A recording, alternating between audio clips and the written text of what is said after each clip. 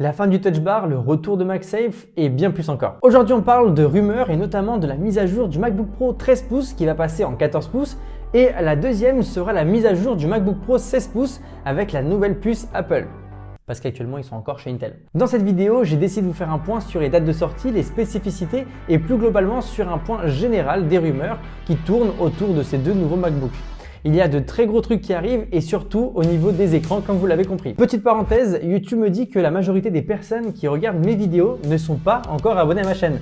Donc si vous faites partie des personnes qui regardent mes vidéos, n'hésitez surtout pas à vous abonner pour faire partie de la communauté. Merci à vous. On va commencer tout de suite par le truc qui me fait le plus plaisir dans les rumeurs sur ces nouveaux Mac 2021, c'est le retour du beau, du magnifique MagSafe. Pour ceux qui ont oublié ce que c'était, sur les Mac, c'est un petit connecteur de charge magnétique qui permet de charger vos Macs sans risquer de le casser si vous marchez sur le câble.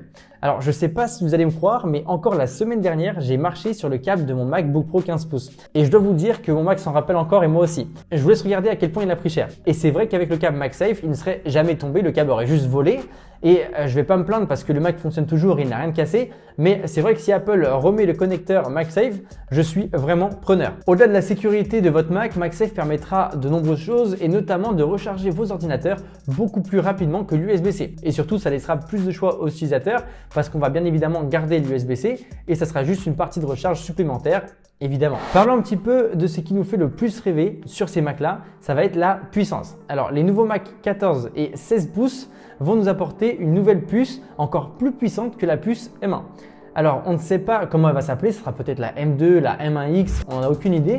En tout cas, on sait juste que ces ordinateurs-là auront une puissance beaucoup plus importante que celle des Macs qu'on a actuellement. On ne sait pas encore à quel point est-ce qu'elle sera plus puissante, mais on sait qu'il y aura une différence par rapport au M1 et surtout quand on imagine à quel point les M1 sont monstrueux, on ne peut que avoir envie de les tester et de tester ces processeurs. Et chose assez folle, c'est que sur ces nouveaux Macs, il n'y aura pas de processeur Intel.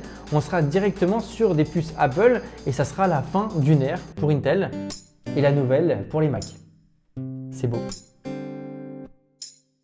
Pour ce qui est du design, on ne sait pas encore grand chose, mis à part qu'il devrait avoir des bords encore plus tranchants au niveau des côtés, qui serait un petit peu dans le style de l'iPhone 12.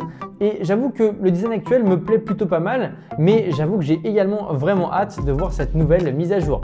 Mais après vous, n'hésitez pas à me dire dans les commentaires si vous pensez qu'Apple fait bien de changer son design de ses Macs actuellement. Le Touch Bar, il va certainement devenir une option sur nos Macs.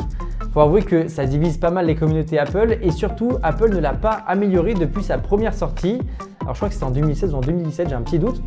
Il y a aussi des rumeurs qui parlent d'une amélioration avec un écran OLED sur la Touch Bar. Alors ça reste à voir pour l'instant, tout ça c'est très flou et il y a des rumeurs qui se contredisent un peu partout. Donc on attend d'avoir un peu plus d'informations pour se prononcer. On va terminer sur le plus intéressant, les écrans. Je sais que vous l'attendez depuis le début. On parle non seulement d'écrans beaucoup plus borderless, ce qui fera un bien fou au look de nos Macs parce que j'avoue qu'ils ont pris un petit coup de vieux.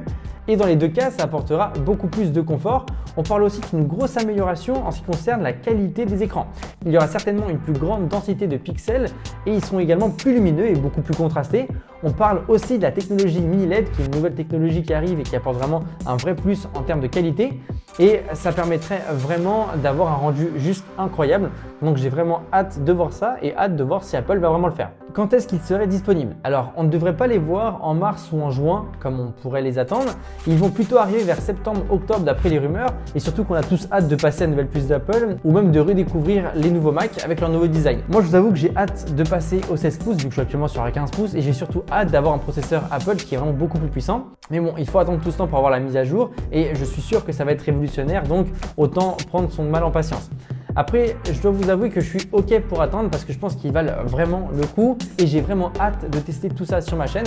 Du coup, n'hésitez pas à me dire vous ce que vous en pensez et si vous souhaitez attendre les nouveaux Macs ou si vous comptez partir sur les versions actuelles, le M1 et le Intel. Nous, on se retrouve pour de prochaines vidéos avec notamment les tests de ces Macs l'année prochaine, mais des tests de plein de produits Apple qui vont arriver et de plein de produits en général. Donc, n'hésitez pas à vous abonner. C'était André Martin. À très bientôt. Salut!